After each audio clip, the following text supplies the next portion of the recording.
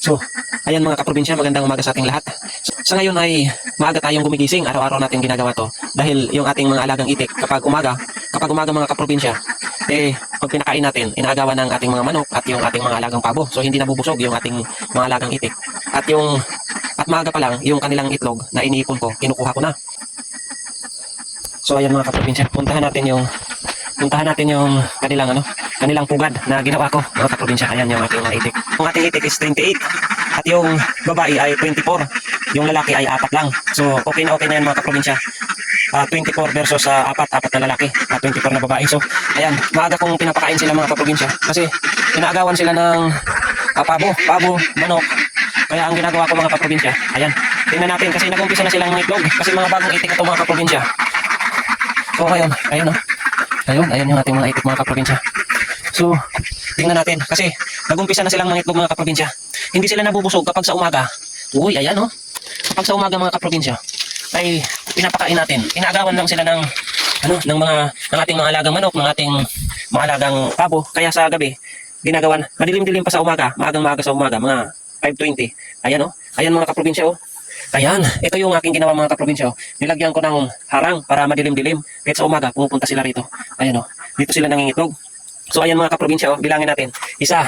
So 24 yung babae. Ayan o, naghukay talaga sila mga kaprobinsya. Tingnan nyo. Oh, ayan, ito pa o. Oh, ayun, may dalawa pa o. Ayun. Ayan o. Isa, dalawa. Ayan o. Dalawa. Tatlo. Apat. Ayan. 5. 6. 7. 8, 9, 10, 11, 12. So ibig sabihin, 12 yung itlog mga kaprobinsya. So ibig sabihin, mayroon pang 12 na hindi nangingitlog. Ayan po yung ating nakukuha tuwing umaga. Minsan nadadagdagan pa to, minsan naman nagbabawas. So hindi sila araw-araw nangingitlog. Pero tinitingnan ko mga kaprobinsya, baka sa labas nangingitlog sa umaga o yung naghukay sila mga kaprobinsya. O dyan sa may gubat, yun yung tinitingnan ko, baka doon sila nangingitlog. Kasi minsan yung iba hindi nangingitlog sa gabi dito sa ating paitlogan.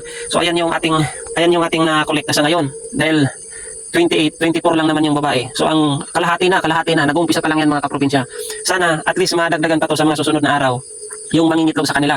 Sa bagay kasi yung 11 dyan mga kaprobinsya, na 2 yung lalaki, sa tingin ko hindi pa nangingitlog dahil nga yung second batch yon na nabuhay ko na ayan, malalaki na rin sila. At asahan natin na sila po ay mangitlog sa mga susunod na buwan.